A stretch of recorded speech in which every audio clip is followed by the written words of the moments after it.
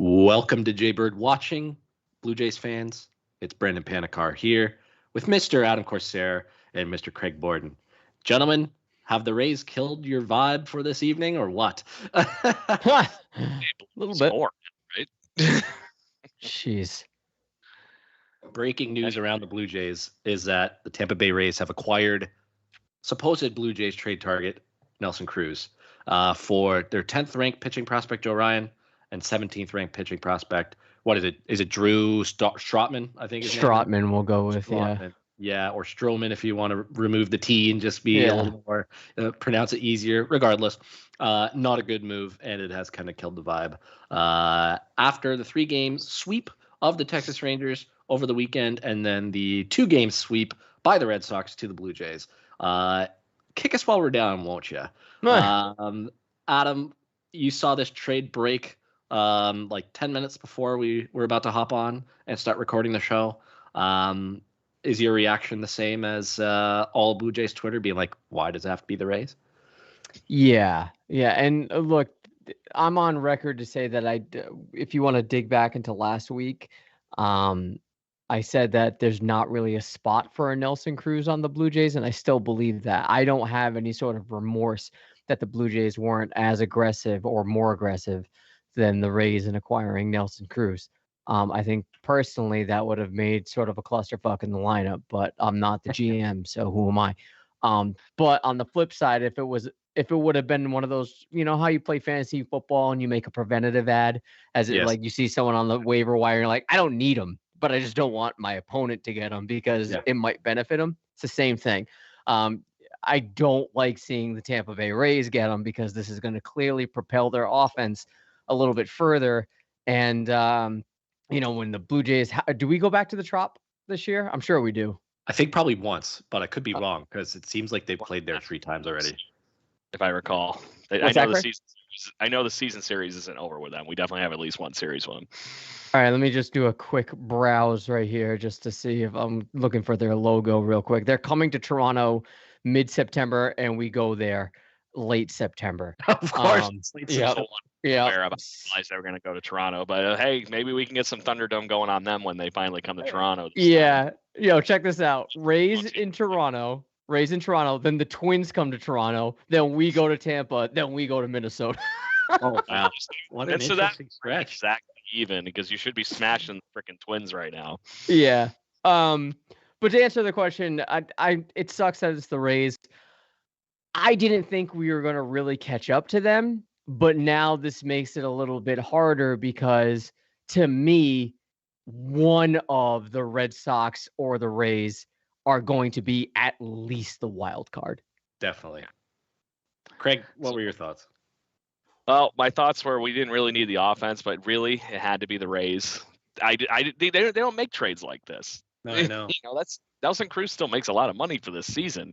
That's still the Rays taking on a good chunk in the midst of this whole thing.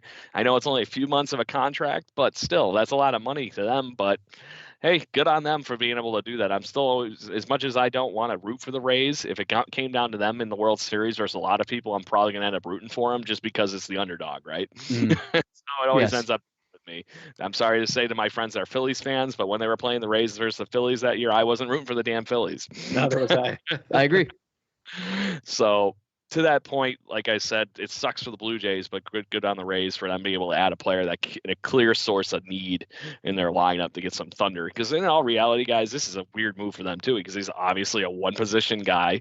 He's not doing anything but DHing, and I'm sorry to say, his days of playing left field, in my opinion, are even well gone at this point. Oh yeah, no legs to it. So he's almost to the point where he's in the Albert Pujols stage of his career, right? He's just going to swing hard in case he hits it. The catch is he's going to be batting somewhere near 300 still, it seems like. Yeah. And getting on base. So to that point, the Blue Jays do need to make a splash, and we've been hearing that they are. It's where that splash is going to come in and help this Major League Ball club going forward. And we've talked about many options for the Blue Jays over the last few weeks. And this is if they want to be serious about contending now, this is the put up or shut up move by the rest of the league for a team that was starting to backslide.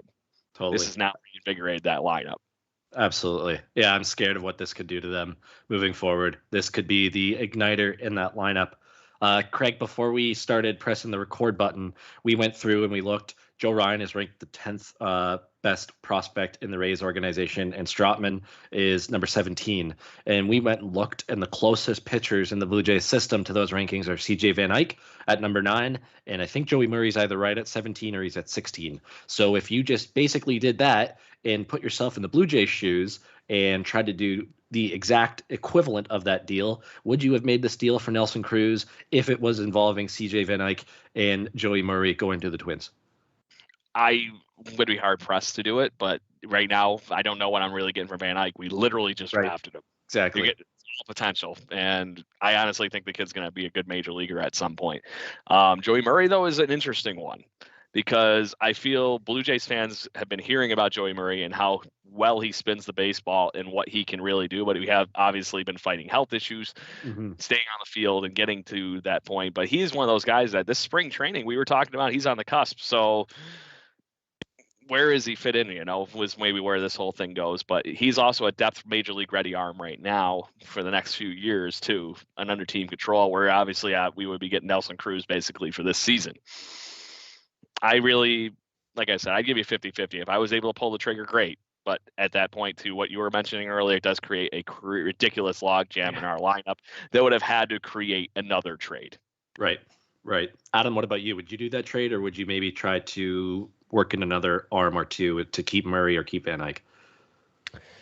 I would have. I mean, they're just prospects to me. So yeah, of course. And you said one of which was just drafted, Van Eyck.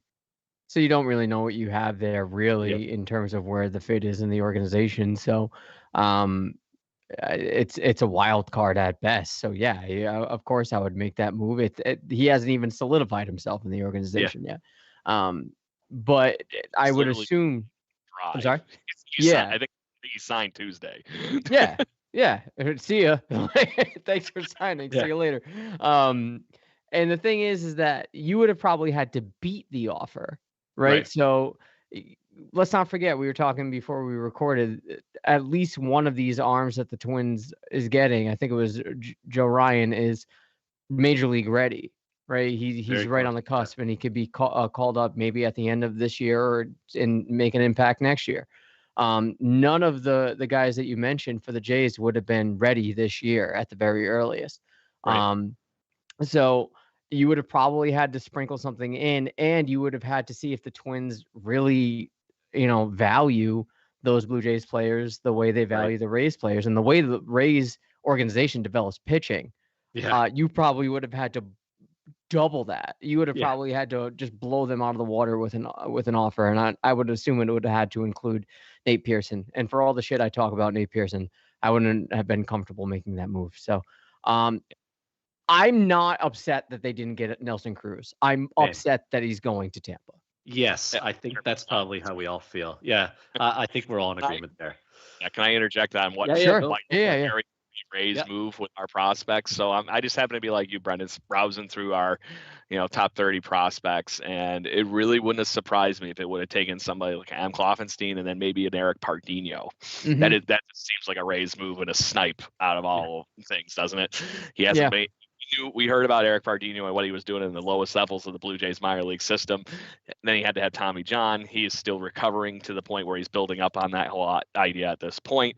That would have been such a move for the Rays to be able to do something like that and pull a guy into their minor league system that could be a potential number one guy in their rotation 3 years down the line. Yeah, because that's the kind of talent that Pardinho has. To me, that was just okay. If they were looking for pitching in our system, that would have been the kind of thing they would have had to been looking for. Something in that little bit of name clout. Right. No, that makes sense. And look, we were going to praise the city of Buffalo for hosting the Blue Jays, but we'll table that for later. It's a nice segue, this trade, into Blue Jays trade talks, because this kind of puts a little bit of pressure on Ross Atkins and Mark Shapiro at this point in the game, considering that, they were linked to Nelson Cruz for a little while and apparently had some interest. I don't doubt that they had some interest, but the Rays beat them to the punch, and that leaves others like Joey Gallo potentially available. But I want to focus on a comment, gentlemen, that Ross Atkins made yesterday on Tim and Friends on Sportsnet. He was talking directly in line with the starting pitching market and saying that there really isn't much out there right now, and there isn't an opportunity to be opportunistic. And we know that Ross Atkins and Mark Shapiro love their opportunistic trades, to not give up too much and look really smart in deals, which is awesome. Like, it's totally fine. But it seems like the starting pitching market is one where you might have to overpay to get a starter at this point. And with the Rays adding Nelson Cruz, the Red Sox being 8 games up in the division, and the Blue Jays being 4.5 back at the wild card, right around the trade deadline, which is right on the edge if you're going to go all in or not, it leads me to believe that they're going to stand pat with the rotation. Whether that's correct or not remains to be seen. But Craig, let's start with you. What do you make of those comments from Ross Atkins? Does that kind of shed some light into why the Blue Jays are maybe looking offense, with previously being linked to Nelson Cruz, people speculating maybe Joey Gallo could be a fit? Or does that just mean they need to focus on making more additions to the bullpen? To me, it's definitely go for the bullpen, but I think the midst of that comment, it's a little bit loaded, right? As far as what you were just alluding there. The starting pitching market is what it is. I think in the midst of that, he was kind of saying is they're going to have to find a way to get clever to get the guy you want, more than they are to just go after Max Scherzer. Yes, I know, Adam. Calm down. Yeah. Hey. So, but that being said, I think they got to be fishing into guys that are starting to do well, right?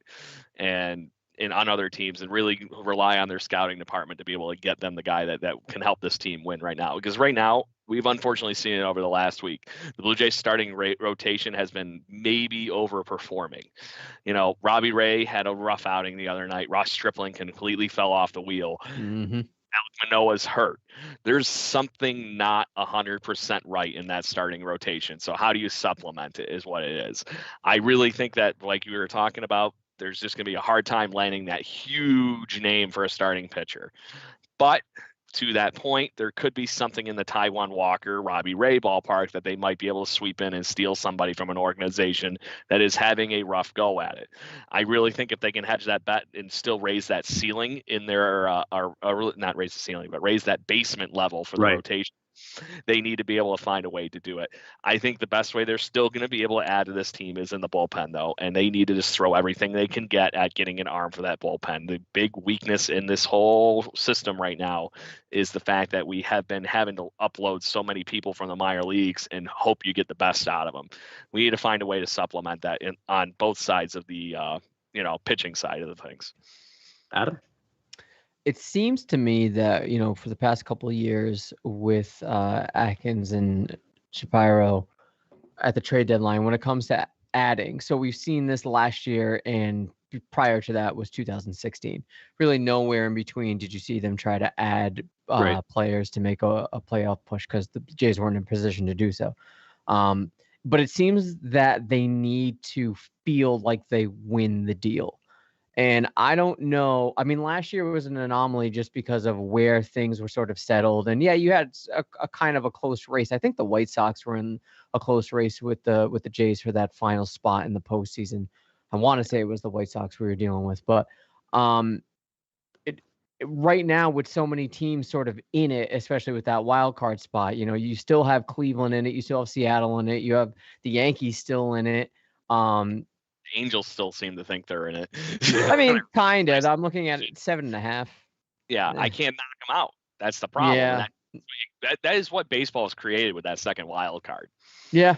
Yeah. I mean, like at this point in the season, you're right. Prior to the trade deadline, 7.5 isn't insurmountable. So you can even put them in it.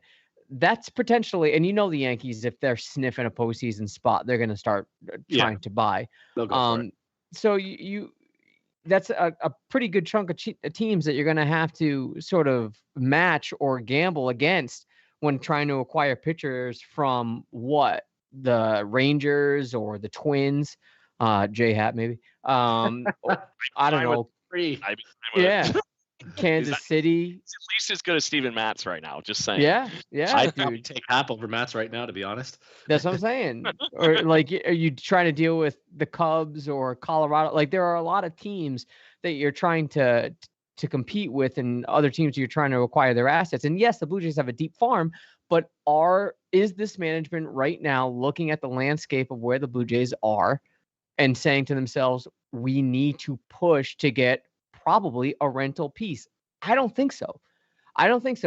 Honestly, I think, and I'm not trying to be the pessimist, and I know I always am when it comes to this show, but when it comes to the trade deadline, I don't doubt that the Blue Jays are going to make acquisitions. I just don't think it's going to be a splash. Yeah. I think they're going to maybe add, I think they're going to maybe add a bullpen arm or two, and that's it. They're not going to acquire starting pitching because I think Ross Atkins said almost as much, saying we like where our starting pitching is at. Yeah. It's good enough or something along those lines. Yeah. So that's enough to settle with it if he's forced. Yes. And and like I said, we talked about this last week.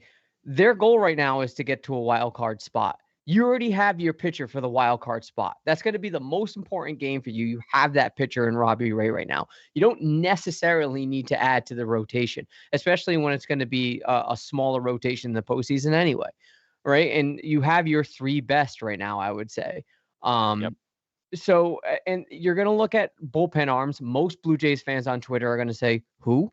And they're going to give up players in the system that most Blue Jays fans are going to say, who? It's not going to make you, startle. It's not going to blow your mind like 2015 did. It's going to be more reminiscent of 2016. And I would dare to say not even close to that much hype. I would even go as far as saying it's not going to reach the hype of even last year's trade deadline.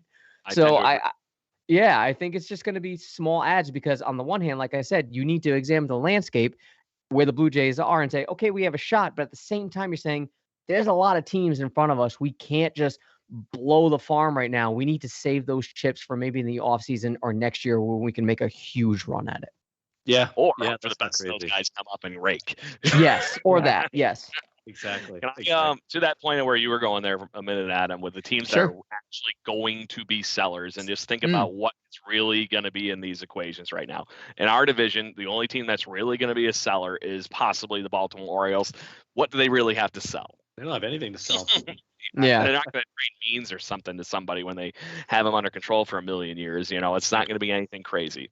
You got in the Central Division, the Tigers, which are funny enough not horrible. I don't know how I red hot right now. It's crazy. They're not out, dude. They're 8.5 out of the wild card, right? 8.5. Yeah. 4 games under 500 right now. Yeah. 8.5 out. They're technically only they're right behind the Blue Jays by 3 games. Yep. It's sad. Anyway, then the Twins and the Kansas City Royals in that division. I would give you the point that the Kansas City at least has Danny Duffy and a couple starters that might look good as a Blue Jay. Obviously, I would love to get somebody like Jose Barrios or whatever from the Twins or anybody like that. Or like we were just talking, settle for J-Happ. I would think they would get the best out of J-Happ one way or the other in that situation. And then we were just saying in the West for the AL, the Texas Rangers are really the only team that's out of it. Right. So they have a couple of assets.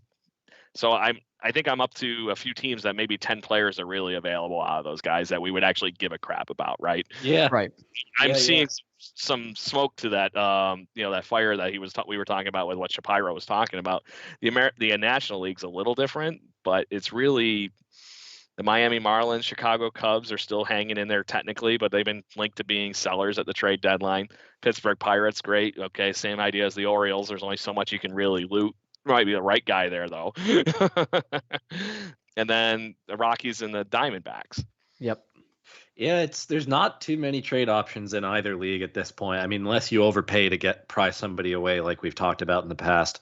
Yeah, Craig, to your point, you can start going through some of those teams. The Tigers, the main guys in the rotation right now are building blocks. Casey Mize, Tarek Skubal, and some of those other guys. So they're probably not going to be trading anybody.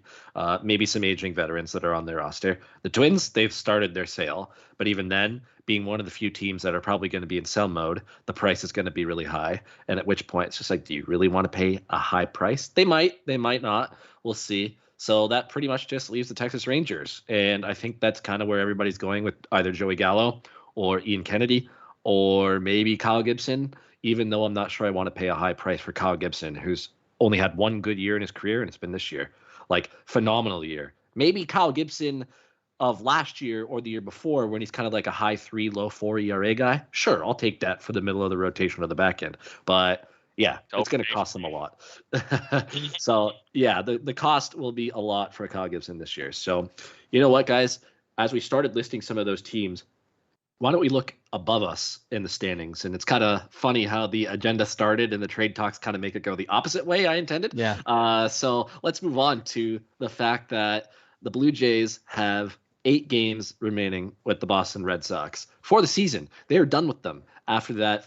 I guess that second or the first full weekend in August, which is going to be at the Rogers Center, which is awesome. But first, they have 4 games at Fenway Park, Monday through Thursday of next week. Then they welcome who comes? Kansas City Royals come to Rogers Center, then Cleveland, and then Boston for another 4 games. So a lot of Red Sox over the course of the next 2 weeks. They are 8 games back of the Red Sox right now, and they are. Is it 8 games? Yeah, I think it is, or 8.5. 8.5. Yeah. 8.5, and they have 8 games remaining. So you have to think that you need to, if you want to make some serious ground and try to stay in the division race, you need to go at least 7-3. And right now, that seems like it'll be incredibly tough to do after not a lot went right in those 2 games. The thing that went right the most, Craig, was the fact that Tuesday got rained out and it got pushed to a game at the Rogers Center. That series was not great. So, Mr. Borden, what record do the Blue Jays need to have against the Red Sox over the course of these next 8 games to stay in the race for the division? Because if it's me, 6-4, while that looks good, it's not enough to stay in the division race. It probably has to be 7-3 or better. I think it has to be 7-3 and better. And honestly, if they really want to be taken seriously, they need to just freaking truck the Red Sox for both those series. You're going to have one of them as the return to the Rogers Center. Basically, there should be no reason in hell that shouldn't light a fire under their ass to win those games. So to that point, okay, great. Let's just take that series. If they don't take that series, I think it's going to send a hampering through the fact that they can't find a way to beat the Red Sox. And it's going to feel very eerily similar to how much fun we keep having with the Rays. They're turning into a very, very pesky team, and I don't know how the hell they keep beating us. One of the fans on Twitter this evening mentioned that they were just sitting on high fastballs all night, eat both games, and they were just tattooing them. Yeah. And we obviously they need to find a way to adjust to that and get around their damn bats. But I don't know if with the way the Red Sox, I don't know how they keep doing this. I really don't. And they got to find a way to get around the Red Sox if they want to get around this division and be in serious. Otherwise, like you were saying, wild card at best, Yeah. Adam? Yeah, I don't know. All right, we're all in agreement that the Red Sox are a legit team, right? So this isn't. Yeah, but yes. Yes. And then they're getting Chris Sale. He just started the other night. True. This is a team that don't count them out. I don't anticipate them making any, huge moves, but don't count them out to, make some incremental improvements to stay where they are. So you said they got a total of 8 games left against them. Yeah. Yeah. You gotta go above 500 in that. You gotta win at least 6. And I'm not seeing that. I'm sorry. I don't see the Blue Jays being able to beat this team. And, for as many holes as we anticipated the Red Sox to have, especially in the outfield coming into this season, it's, they might have the best outfield in the American League. And I'm sorry, they just might. They've been that good. I just don't see it. I don't see the Blue Jays being able to take advantage of these games and run away with them as much as I would like to see them do it. I would like to be wrong. I would especially like to be wrong against the Red Sox, believe me. But after seeing what happened this past weekend, I am not encouraged by the performance against good teams. And this is even without the Red Sox, good teams that the Blue Jays play. Let's not forget, they still have games against the likes of Seattle. They still have games against the likes of Chicago coming up. We can't just keep counting on these games against the lower tier teams. Even the Mets they're playing. Yeah. Where are the holes besides the Nationals, maybe in Baltimore? And Detroit? I don't trust them against the Angels even. Especially in LA. 24 are in the division. And that's got to be like what? Just beating up on the Orioles? Yeah. Right? Yeah. It's. Again, this is why I don't, looking at the landscape of things, I don't know that we're going to see a lot of splash moves for the Blue Jays because really, what upgrade do you think they can make to make them surpass teams like the Red Sox, or even take 6 games out of 8 against the Red Sox? I don't see anything that they can do. So you just got to try to keep your head above water with what you got, but they got to at least win 6 games. And Yeah. it's a blessing that one of them's a doubleheader, because the Blue Jays tend to perform well in those. But just rolling. Take advantage. Yeah. Yeah. Adam, I'll put it back on you. Does seeing the Rays make this move about what? It's 7 days, actually 8 days out from the trade deadline, being July 30th. Does that put some pressure on Ross Atkins and Mark Shapiro to maybe make a move over the weekend to get somebody in before the Red Sox series, knowing how important these next 8 games are if they want to stay in the race for the division? No. What is it that they're going to add besides maybe a bullpen arm that's going to pitch maybe twice? You know, like what are they going to add? And that's being generous, and you're just going to throw him into the wolves and hopefully that he has some sort of chemistry with with Alejandro Kirk probably. You know, it's a really, really sticky situation. I don't see them being aggressive until maybe the very last minute, if that. Yeah. Craig? I'm with you on the last minute thing, Adam. I really think that that's going to be where they end up sniping down and getting somebody to get that last piece or whatever they're looking for, because they're going to wait for somebody to be desperate at the end, and they're like, oh yeah, by the way, we still have this guy here. You want him? Yeah. Hold the bill up, basically, right? To the point of Patrick Cawthon on our Twitter feed. Sure. Would it be worse for the Blue Jays to just grab a veteran catcher and hope they squeeze the best out of this pitching staff? Yeah, I don't see the point. No, same idea.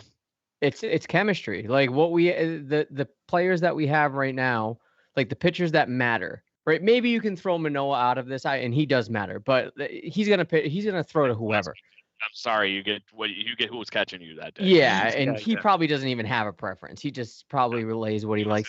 Throw anyway. Yeah, but Ryu loves being caught. Yeah, who does Ryu likes? Jansen. Yeah, but he's probably gonna get hurt. So, and he performed well with Reese.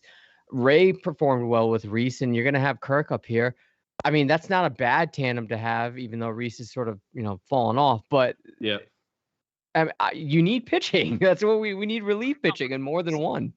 It was a good suggestion, I thought. Yeah, but really, no doubt. The point is, it'd be one of those things in a vacuum. I think that that's a great. Yes. Yeah, like you're gonna get like a Jonathan Lucroy in his prime, or I mean that would be amazing.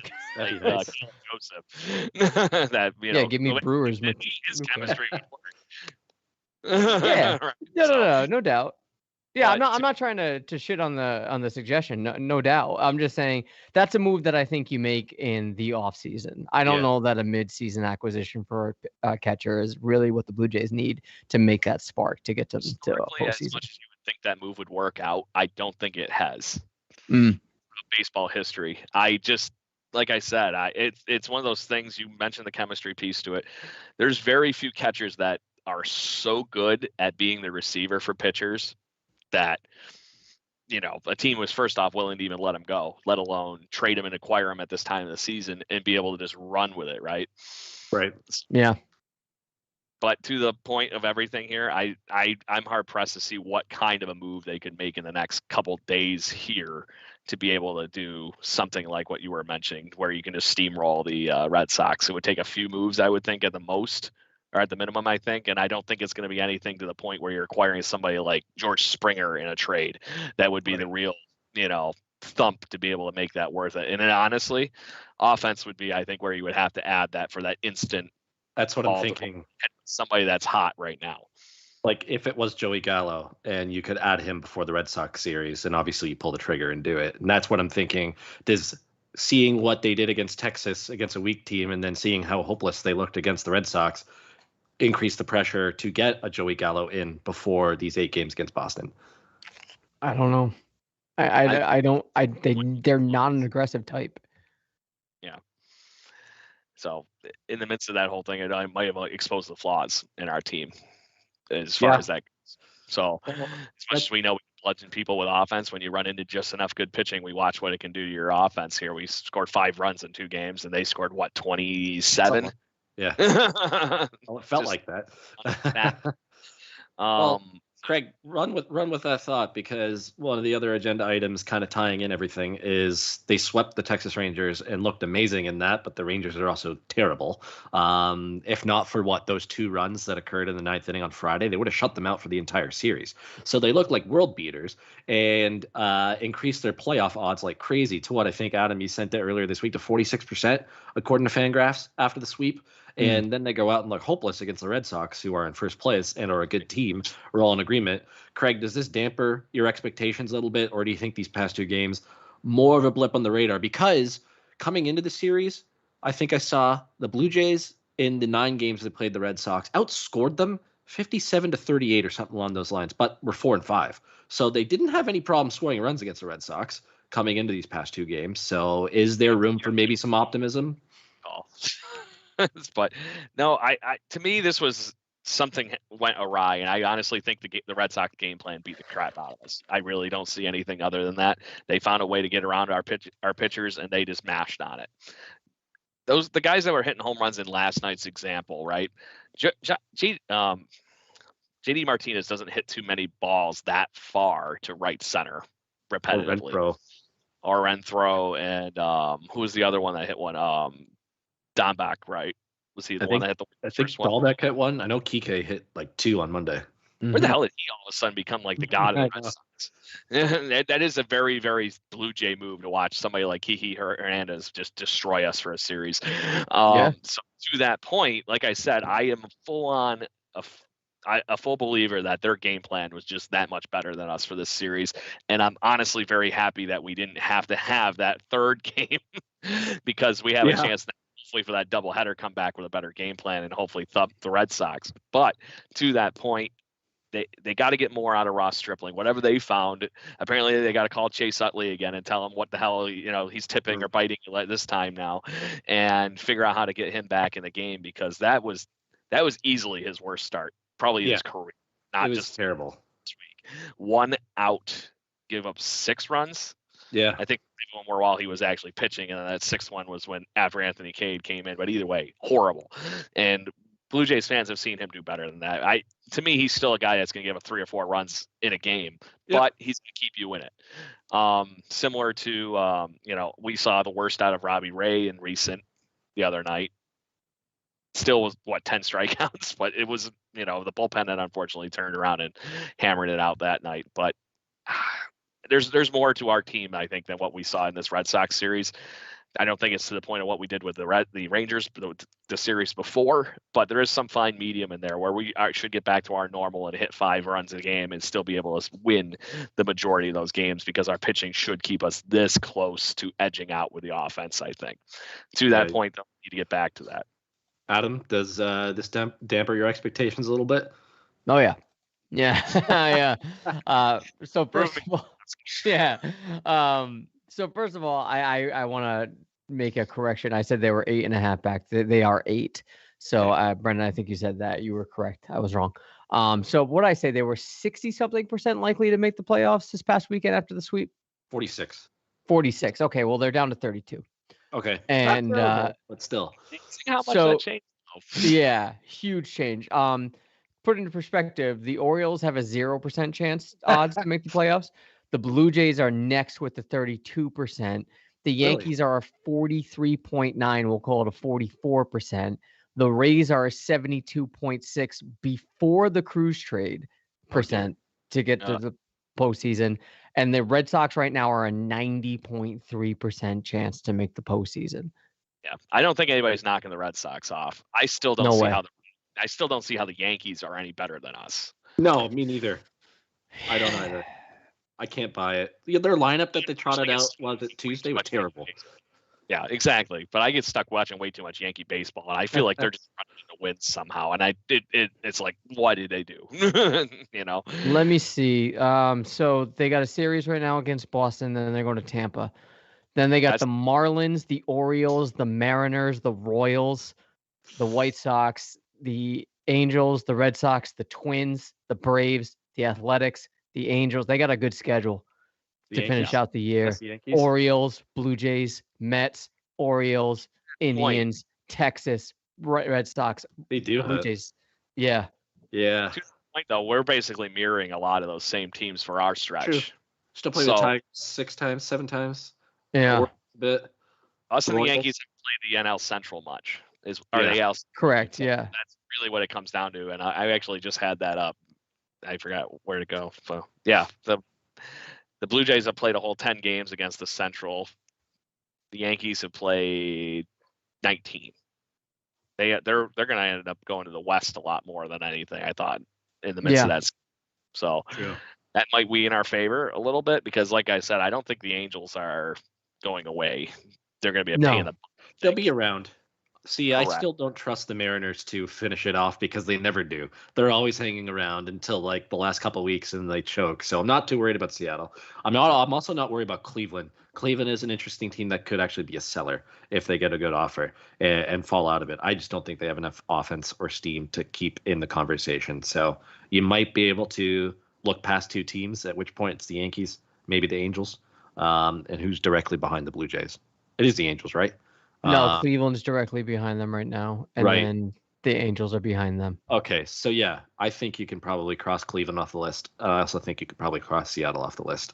So you're fighting with the Yankees. Yeah, the Yankees trying to catch Oakland, which I think Oakland is catchable. I really do. I really don't. I think wild card 2 is still up for grabs. That being said, so did this past 2-game series damper my expectations a little bit? Yeah, I'm not gonna lie.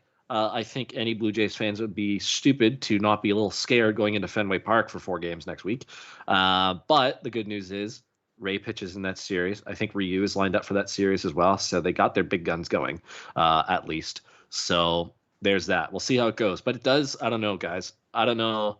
Does it kind of feel to you that these 3 games to the Mets, who are beatable, and some pitching matchups are in the Blue Jays' favor this coming weekend, and the 4-game series with the Red Sox kind of scream, hey, maybe going in line with the last-minute trade thing that you're saying, Adam, maybe they see how these next 7 games go because it's either going to go one or 2 ways. It'll go, yeah, you know what, the Blue Jays, maybe you take 2 or 3 in New York against the Mets, which I think they can do. I think that should be the expectation. But if they fall flat on their faces at Fenway and maybe just win 1 game, then it's like, are we actually going to be making trades to try to go for it at this point? Yeah. The other way of doing that, not a rental guys, right? Right.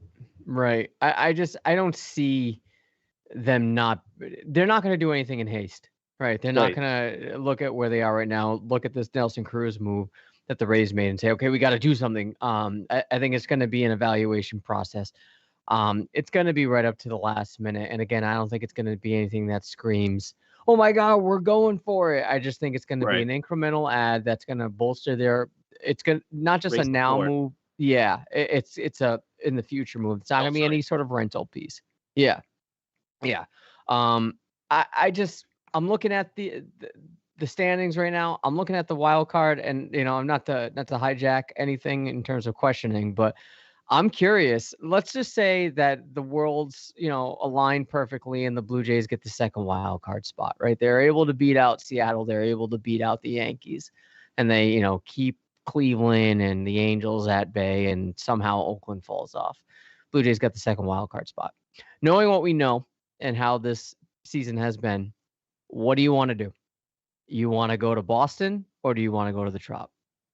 Trop. You want to go to the Trop? I'll take it. That's how you exercise the demons, man. Trust me. That's what we said last year. You beat the Rays in the playoffs and you exercise it, but they obviously didn't. The whole thing. Your principle. If you beat the Rays in the Trop, round 1 in the wild card, you just got the whole damn thing. Yeah. Let's just get it out of the way. That's Marlins level of running with the playoffs right there is what you're saying. Yeah. Marlins I don't know. Never won a division, but won 2 World Series. Selfishly, I'm saying go to Boston so I can go. Yeah, that's fair. Fenway Park in the playoffs scares the shit out of me, though. Not at all, dude. That's a small park. That's a tiny-ass park. You can hit dingers out of there, and I know the Red Sox are, but the Blue Jays can do some damage there. I want to see we haven't seen it. That game. Yeah.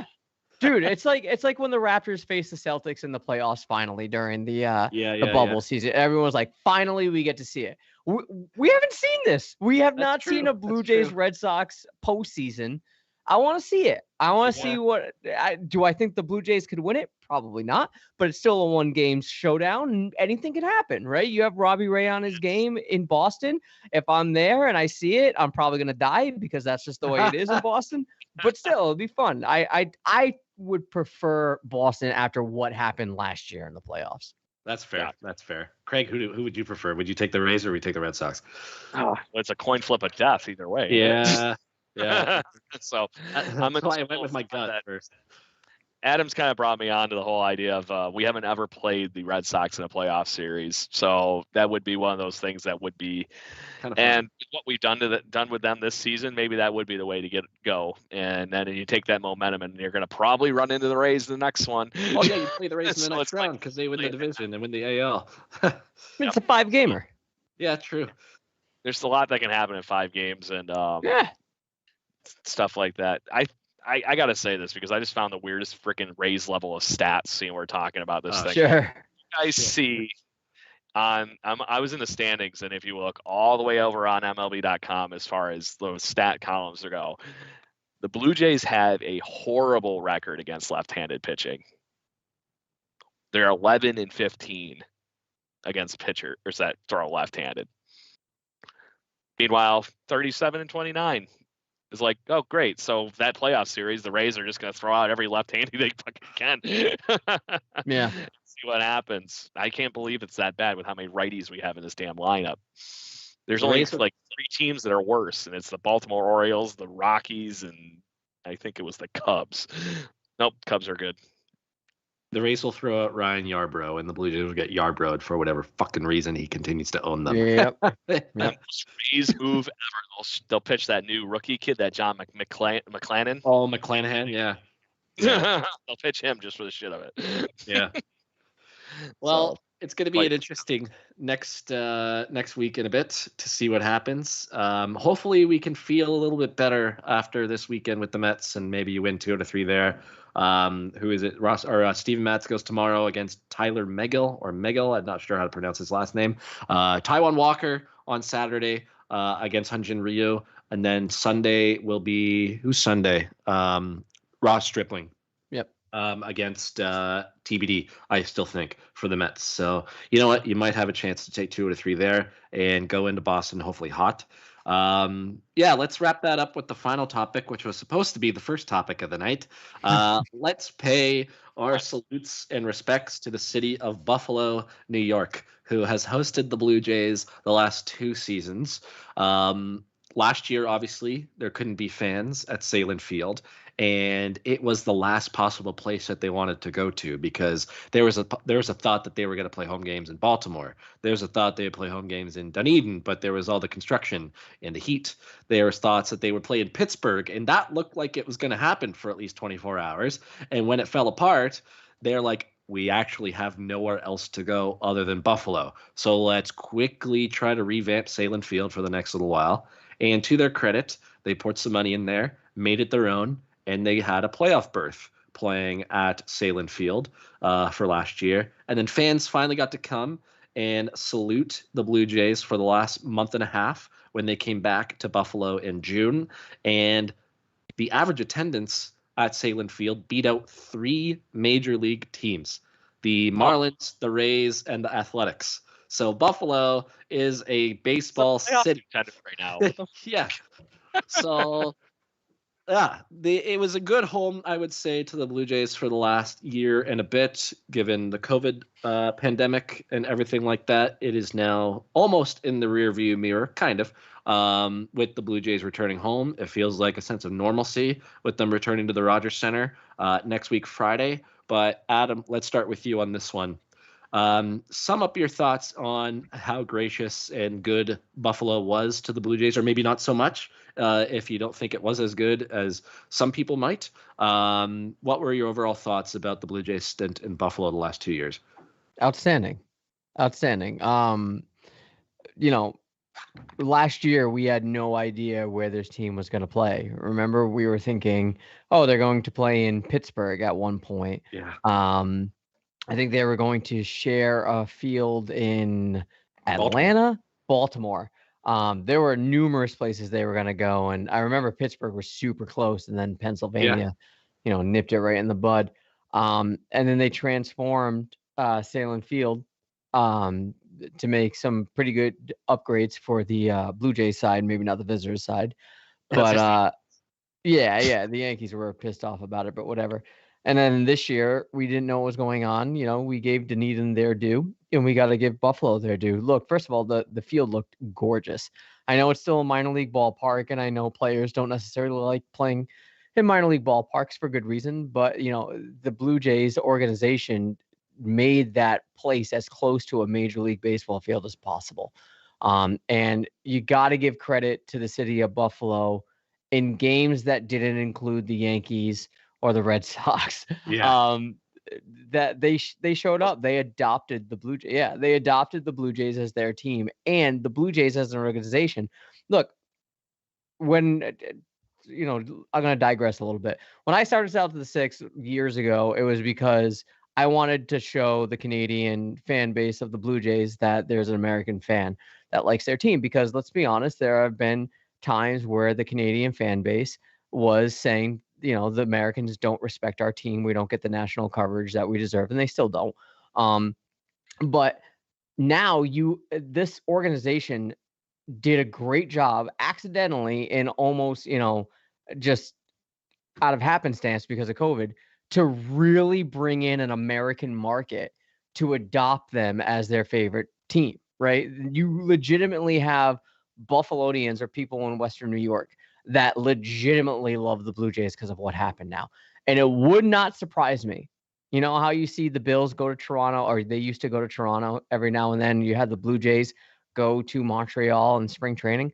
Would not surprise me if you have a series in Buffalo once a year. Would not shock me because of what happened. And I think that'd be great.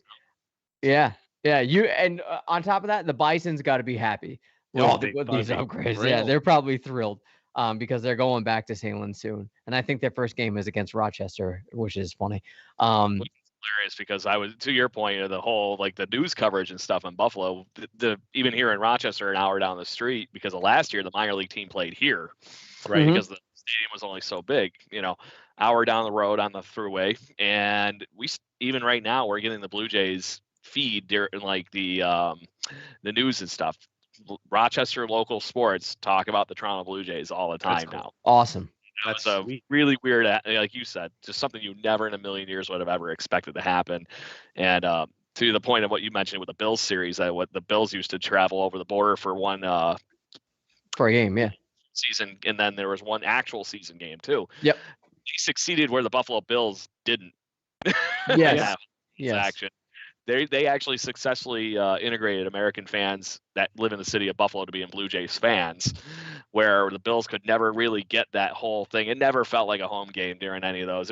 I've been to a couple of them. It just felt like the weirdest pilgrimage of football. Every NFL jersey there. I remember going to one of those games, and I think there was only 2 teams I didn't see represented. Yeah. And to the fun part about what you mentioned with the Bisons coming back, oh my God, dude, they're getting a major league upgrade when they come back. Yeah, they are. Yeah, they are. Everything in that ballpark for them now. It's going to make them feel more like Blue Jays players. And I honestly, that at a minimum, lowest low of this whole situation here, the Blue Jays are now going to always be Buffalo Bisons before they come up to the big league. I don't know how this relationship could ever go sour to the point where any of the minor league systems we've been dealing with until we came to Buffalo with the minor league system, we were in frickin' Las Vegas. Yeah. How is that logistically fun at all for any players? Remember, we always make the Mike McCoy joke to the fact that he was basically he probably had the most frequent flyer miles easily than anybody in the whole country, more than CEOs that are traveling for big companies, just because he was going like this across the states to Toronto. Oh yeah. It wasn't before it was Syracuse, right? And that wasn't Syracuse Sky Chiefs. Chiefs. Right. Yes. Sky Chiefs for a long time, and I don't know what went sour in that whole relationship, but something did. And now they're they're the Washington Nationals. Yep. No, the Nationals are the Rochester Red Wings now. Oh, so the Nationals took over when the Blue Jays left. Yes, but now they've since moved even a little further down the throughway. Right. Yeah, let's check that out. Twins aren't Syracuse. Rochester anymore, right? The Twins are not the Red Wings. Chiefs. Yes, the Twins were Syracuse Sky time. Chiefs. Yeah, the Orioles here in Oh, Rochester. Syracuse is Mets. It's the Yeah. Mets. That's Right. right, because they basically had then in their in New York, Binghamton is their Mm. double-A. So they basically had this little short hour drive between two of their minor league teams. That's good for them. Where Yeah. I actually saw Bo Bichette the first time was playing him playing against the Binghamton Mets in Binghamton. So that was fun times. So to that point, it's awesome, and I couldn't say enough good things about the fans in Buffalo. And yes, Western New York having Yankee fans, I'm sorry, those were never gonna ever in a million years feel games. Think about how many games even in Toronto over the dull years there were actually home games for the New York Yankees, because all the New Yorkers on my side of the state here would just go over the border and have a good time for the weekend and have fun. But kind of like what we're doing to the Seattle Mariners fans now. Except that even though the border is opening for Americans to come to Canada, it is not the other way around. So that I think the Seattle Mariners purposely told the president, the government, to keep it closed until after that. You know what? That being said, though, you're probably going to see a lot more people from Buffalo try to buy tickets to go to Toronto Blue Jays games more frequently than they used to, which is a great thing. And, you know, like you're going to have that because it's not that far. No. Because now a lot of them have bought into this team and these players, and the Vladimania is happening, right? Yes. Perfect time for it. Perfect time. It is. Just that I don't have the bank to be able to go to a game when it was here. Yeah. You know, my quasi roommate here when I would come up for games has moved out of town, so have to hotel it now. Yeah. Or just take the GO train. Still got some points. I'll be all right. Yeah, absolutely. Well, other than when the Blue Jays clinched the wildcard spot last year, I know that there's the whole debate. It's like, it's 8 teams in the playoffs, 60-game season. It was still fun. Like, we had a great time. It was great for our podcast to be able to say we're covering a playoff baseball team. But removing that memory of them clinching the playoff spot at Salem Field, Craig, is there a specific moment or game that stands out for you from what they played in Buffalo last year or even this year? The moment? Caleb Joseph's playoff speech. That's a good one. Oh, come on. It's still in your head. Yeah. We do it at the end of this every show. So, thank you, Caleb Joseph. Wouldn't have that sign off if it wasn't for Caleb Joseph. So I'm just going to. That's true. Adam, what about you? Yeah. Couples really stand out, but the one that sticks out the most is the Danny Jansen Grand Slam. Yes, that was going to be my answer. I don't know why. I just think because it was Danny Jansen, you just never see him play that well, and that he just had his moment. And he was so psyched when he hit that, running around the bases, and we were like, okay, this is it. This is the moment that we're going to finally see Danny Jansen break out. Never happened. Yeah. And I think that's why. So, that was the Grand Slam. You guys, the story of how Michael K was like, why is this guy even in the major leagues? Yeah. What the hell? Yeah. Him just go instant silent on that feed was just the best thing I've played. Yeah. No, that was mine too, for sure. None others really from last year come to mind because I wanted to try to forget about 2020 as quickly as possible. But that game definitely stood out because they were down, I think, like 5 or 6-0 early. And then they came back and scored like 8 runs off of Adam Ottavino, and then he complained about sign stealing and all that different kind of stuff. So that was a lot of fun. Yeah, I know. But Buffalo was a great home to the Blue Jays. I don't think anybody in Toronto and the GTA is necessarily going to be like, you know what, I wish the Blue Jays were still in Buffalo, or I miss those days, because we're getting our baseball team back. The amount of people on Twitter I've seen. Did he freeze up? He froze up. I thought it was going to be me. Now he's back. He's back. Oh, am I back? Did I you're back now. Yeah. Oh, okay, cool. Right in the middle of my rant. Yeah. Come on. Re-rant. Yeah. All right. Let's back it up. Anyways, it's nice seeing Blue Jays fans on Twitter who are in Ontario being able to buy tickets to go see their team again. Hopefully, it gives them a lift when they get back to Toronto. It's kind of interesting how it's going to work out that the day of the trade deadline is the first home game, where you never know if they do make a splash, if they do make an ad that gets people excited, that's going to make 15,000 people sound like 50,000 people when they first get back. And hopefully they can take that and run with it in the second half of the season, or the post-trade deadline part of the season. With that, gentlemen, let's wrap it up with a little bit of a prediction and preview for the New York Mets and the 4-game series against the Boston Red Sox, as we will be recording next Thursday during the final game of that Red Sox series. So we'll do all 4 games for predictions. Adam, you go first. Give us your records for the Mets series and then the Red Sox series. All right. I feel like there's a decent amount of pressure coming into this weekend against the Mets. I love that Saturday's game is a night game. I'm gonna go. They're gonna take 2 out of the Mets. I need them to win 3 against Boston. Yeah. I'm thinking a split though. I'm gonna be a little conservative about it. I'm gonna say a split. So out of 7 games, they're winning. What did I say? 4? Yeah. 4 and 3. Craig? That's where I need them to be, but I really don't think they're going to win anything but maybe one game in Fenway. Yeah. The momentum is not on their side in that matchup, unfortunately. It really not isn't. Something drastic all of a sudden lights a fire under their butt. If they somehow pull off a sweep against the Mets, I can say a split against the Red Sox. Okay. But I think that's what's going to happen. Right. So I do have one thing I want to mention to you, though.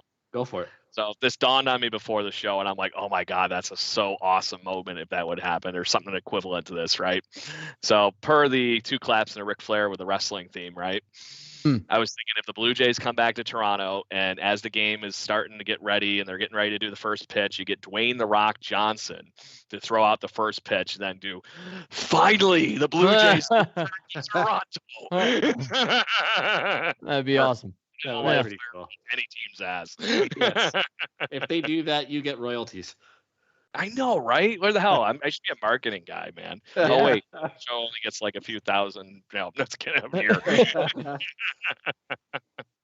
So, Craig, your official record prediction is 3 and 4 then, or what? Or what about the Mets series? Because you said 1 at Fenway is what you're expecting. Reality, I think we go 3 and 4. Okay. I think we're gonna go 2 and 1 against the Mets, and then unfortunately we're gonna get slammed again by the Red Sox at least one more series before we can redeem ourselves. I think, unfortunately. Okay. To that point, I do think there's a chance that they have the right pitching matchups to actually do something key against the Mets. Right. Mets offense has been a little wonky lately. We might be able to hit that right in that wave and hopefully get something out of it. But I still only see a 2 and 1 against the Mets. Yeah, that's where I'm at too. You know how big this series would be if we were in the National League East? Because this would be the battle for first place against the Mets, which sucks to think about. But yeah, I'm going 2 and 1. 2 and 1 against the Mets, and I'm aligning with you, Adam. I think 2 and 2 seems pretty fair, I hope. But in reality, they do need to win 3. How? I don't know how they will do that, but if they do, then I think they could potentially set themselves up nicely to take advantage of Kansas City and Cleveland before they play them again at Rogers Center. So with that, Craig, take it away. Do the honors. What were everybody's pick the click last week? Yeah. So we had a lot of feedback actually last week on our Twitter, and I'm gonna have to pull up and after we figure out who the pick the click is here, because I think we almost have to pick from our fun. And then I think because there was a good 20-something people that submitted picks to click and see who the normal Blue Jay winner of the week would be outside of our picks. See what happens.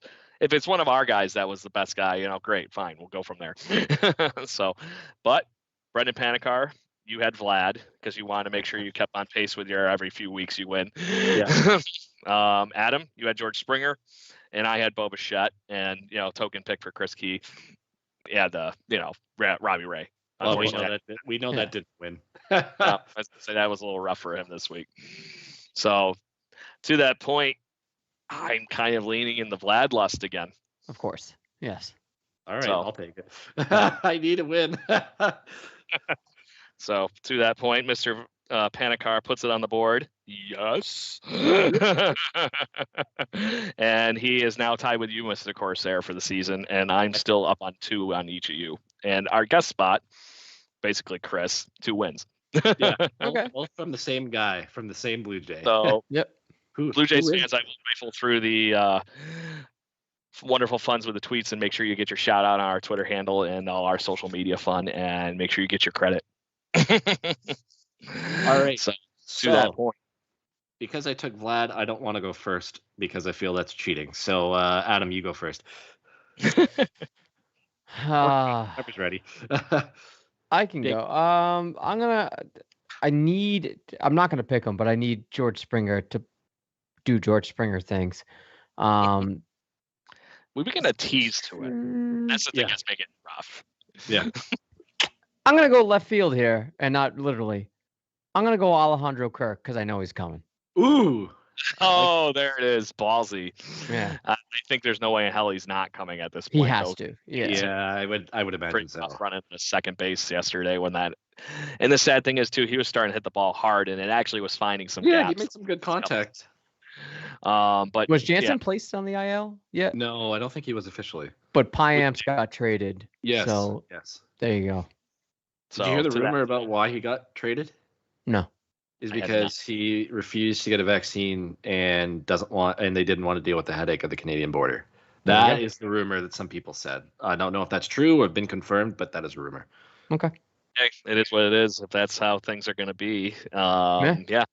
We've already seen, per what you were mentioning earlier, the NFL's new standpoint on that. Whole thing. Yeah. Love it. Get your damn vaccine. It took 5 seconds. I didn't hurt. Not hard. It's not scary. Trust us. It's not. We are all fully vaxxed, and we're still here. Yeah. And if it goes away, it sounds like us Americans are going to be going for round 3 maybe in the fall. Lovely. Yep. Yeah, we are.